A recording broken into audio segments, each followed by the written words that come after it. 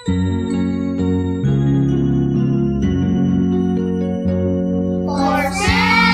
days a week, sometimes I separate to give and to give, with others to lead, to hear God's word, lead towards what hope, to the children's meeting I will go.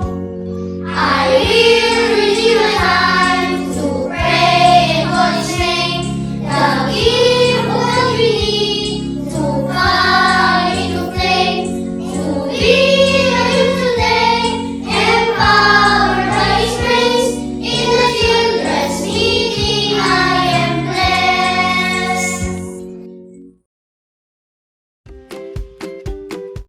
Magandang hapon mga bata! Welcome sa ating online children's meeting. Magandang hapon din po sa mga magulang at mga shepherds na kasama natin ngayon. Ako nga pala si Kuya Jason. At ako naman si Kuya Janus. Handa na ba kayo sa ating bagong episode ngayong hapon? Kami rin ay handa na at excited na. Kaya, umupo na kayo ng maayos at makinig ng mabuti sa ating kwento. Noong nakaraan, nakita natin kung paano isinagawa nila Ezra at Nehemiah ang isang panibagong pagsasaayos sa katauhan ng mga Israelita. Bakit kailangan nila ang ganitong pagsasaayos? Dahil sila ay ipinanganak sa Babylonia at ang kanilang kabuuan ay maka-Babylonia. Kaya, para maging karapat-dapat sila na maging isang mamamayan ng bayan ng Diyos, kailangan nila ang isang bagong pagbubuo. Paano nga ba nila ginawa ito? Ito ay sa pamamagitan ng pagbasa sa kanila ng aklat ng kautusan araw-araw. Bago tayo magpatuloy, umawit muna tayo.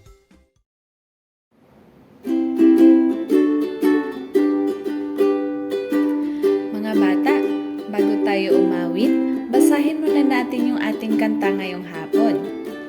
With what should a young man keep his way pure? By guarding it according to your word. In my heart I have treasured up your word, that I might not sin against you.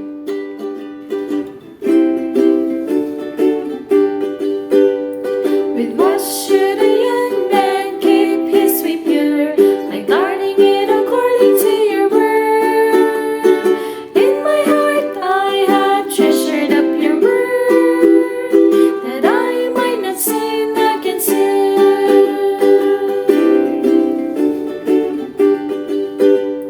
With what should a young man keep his way pure? By guarding it according to your word. In my heart I have treasured up your word, that I might not sin against you.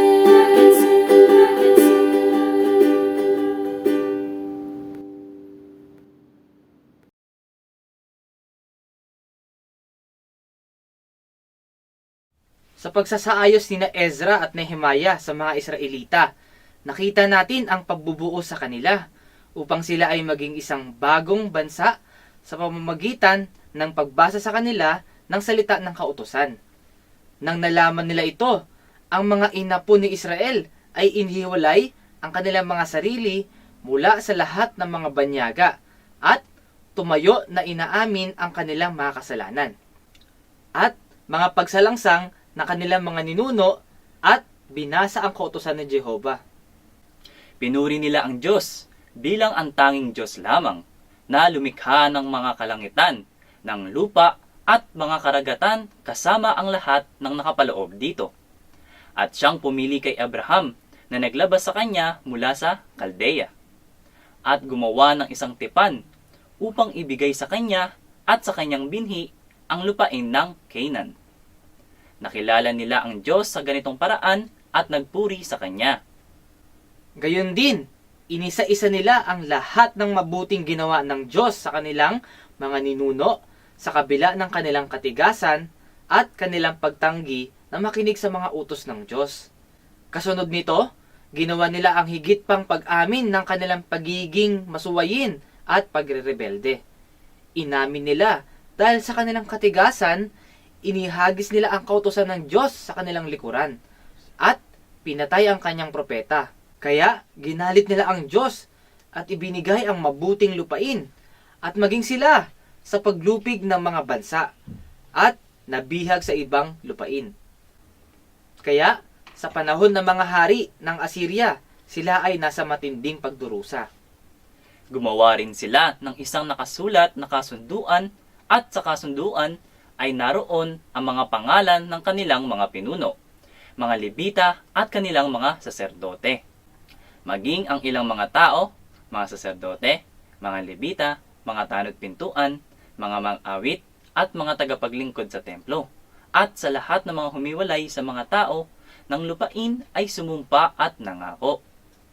Ibig sabihin, kung hindi nila tutuparin ang tipan, isusumpa nila ang kanilang mga sarili at hindi nila pwedeng alisin ang tipan na kanilang ginawa.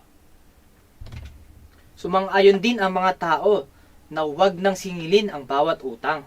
Hindi nila pipilitin ang iba na magbayad ng kanilang mga utang.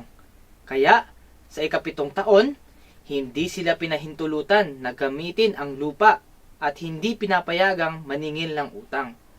Inilaan din nila ang kanilang mga sarili na maghandog ng kanilang mga ani mula sa lupain para sa paghahandog sa Diyos at para sa paglilingkod sa templo. Ang ilang bagay na ito ay may kaugnayan din sa muling pagbubuo ng bansang hinirang ng Diyos. Nang italaga na ang pader ng Jerusalem, tinipon ang mga Levita sa Jerusalem upang sama-sama nilang ipagdiwang ang pagtatalaga. Ipinagdiwang ito sa saliw ng mga awit ng pasasalamat at tugtog ng pompyang, alpa at lira. Nilinis ng mga saserdote at ng mga Levita ang kanilang sariling ayon sa kautusan at ganoon din ang kanilang ginawa sa mga tao. Nilinis din nila ang mga pintuan at mga pader ng lungsod. Maraming paglilinis ang ginawa sa Israel. Ang lahat ng halo-halong kalipunan ay inhiwalay mula sa Israel ayon sa kautusan. Nilinis din ang mga silid ng bahay ng Diyos mula sa masamang pagtira ni Tobia na kamag-anak ni Eliasib na itinalaga para sa mga silid ng bahay ng Diyos. Hindi ito pinahintulutan ni Nehemiah, kaya inalis niyang lahat ang mga kasangkapan ni Tobia mula sa silid at iniutos na ito ay linisin. Inayos din niya ang napabayaang pangangailangan ng mga Levita.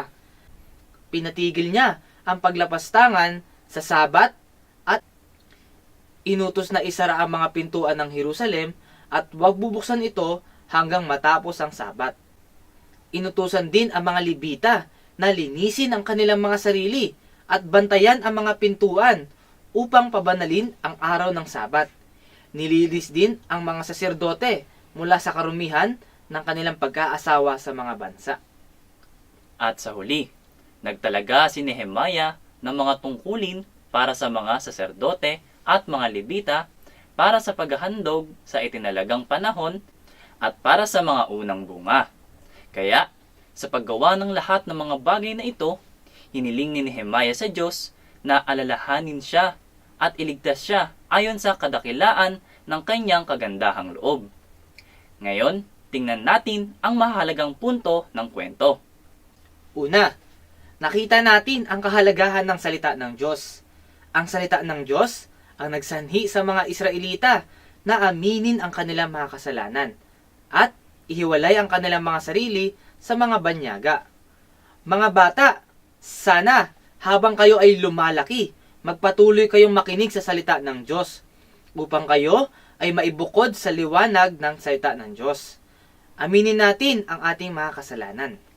Ikalawa, ang katigasan ng mga Israelita sa paghahagi sa kanilang likuran ng salita ng Diyos ay nagsanhi sa Diyos na magalit at ibinigay sila at ang mabuting lupain sa paglupig ng mga bansa. Kaya mga bata, maging masunurin tayo sa salita ng Diyos at huwag magmatigas upang hindi tayo maparusahan. Ikatlo, nakita natin na dahil sa salita ng kautusan, nagkaroon ng maraming paglilinis si Nehemiah sa mga paghihiwalay sa mga halo-halong kalipunan, ang paglilinis ng mga saserdote at Levita ng kanilang katauhan, ang paglilinis ng templo at ng mga silid nito, ang pintuan at pader ng lungsod, At pinatigil ang paglapastangan sa Sabat kung saan nagtitinda ang mga taga-Tiro. Sa lahat ng mga bagay na ito, hiniling ni Nehemiah sa Diyos na alalahanin siya.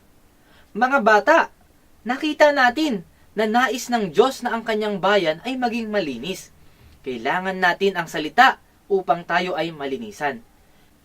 Nais ng Diyos na tayo ay laging maging malinis sa panloob man o panlabas. Basahin natin ang Bible verse. Una, sa Ingles at pagkatapos sa Tagalog. Psalm 119:9-11. With what should a young man keep his way pure? By guarding it according to your word. In my heart I have treasured up your word, that I might not sin against you. Awit 119:9-11. Sa paano lilinisin ng isang binata ang kanyang daan. Sa pagdinig doon ayon sa iyong salita. Ang salita mo'y aking iningatan sa aking puso, upang huwag akong magkasala laban sa iyo. Story time!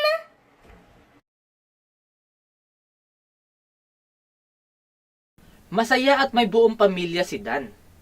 Ngunit isang araw, naaksidente ang kanilang ina na nabangga ng isang mabilis na motor. Dinala agad siya sa ospital. Pero, hindi pa nakakarating ay namatay na. Nang dahil sa nangyari, naging lasinggero ang kanilang ama dahil sa sama ng loob. Si Dan ay laging malungkot dahil ang dating masaya at buong pamilya ay biglang nawala. Dahil dyan, nabarkada siya at parang nawalan ng ganang mag-aral. Makaraan ang ilang panahon, may nag-imbita kina Dan at sa kanyang ama para sa isang Bible study. Ngunit hindi pumayag si Dan at nagtatawang nagsabing, wala naman akong mapapala dyan. Sumali ang kanyang ama at si Dan ay patuloy sa pagtanggi. Hanggang sa araw-araw na siyang niyayaya at sa bandang huli ay sumama rin siya. Noong una ay naiinip siya at natutulog. Ngunit sa hindi niya napansin sa araw-araw niyang pagsama sa Bible study ay unti-unti siyang nag-e-enjoy at nakilala ang Diyos at nalaman ang mga salita ng Diyos. Dahil doon, nagkaroon siya ng pag-asa at inisip na sa susunod na pasukan, siya ay muling mag-aaral. Laking tuwa at saya ng kanyang ama dahil nagbago ang kanyang anak. Dahil sa bata pa ang kanyang anak, hindi tuluyang nasira ang buhay ng kanyang anak. Naging maayos ang pamumuhay ng mag-ama dahil sa pagbabasa ng salita ng Diyos. Oras na para sa ating breakout rooms. Makinig kayo sa inyong mga shepherds at sagutin ang kanilang mga tanong. Maaari nyo ring ibahagi o i-share ang inyong natutunan mula sa kwento natin ngayon.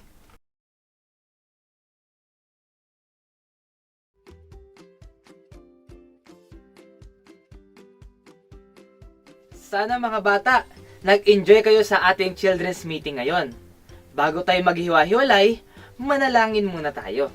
O Panginoong Jesus, O Panginoong Jesus, salamat po sa inyong mga salita salamat po sa inyong mga salita na nagpapadalisay at naglilinis sa amin. na nagpapadalisay at naglilinis sa amin.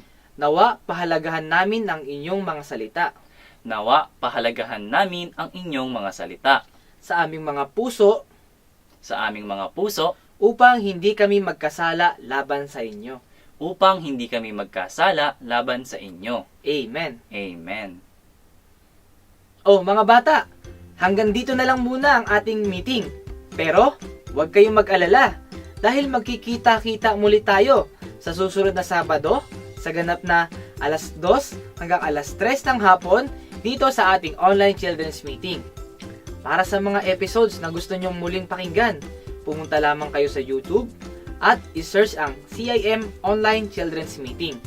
Doon ay makikita nyo ang lahat ng mga kwentong natalakay natin at mga kantang inawit natin sa bawat episode. Maaari rin kayong mag-invite ng inyong mga kaibigan upang sila rin ay makarinig ng salita ng Diyos. Huwag nyo rin kakalimutang manalangin, magbasa ng Biblia, at tumawag ng Oh Lord Jesus! Oh Lord Jesus! Oh Lord Jesus! Dahil kapag ginawa nyo ang mga ito, kayo ay magiging mga mahusay!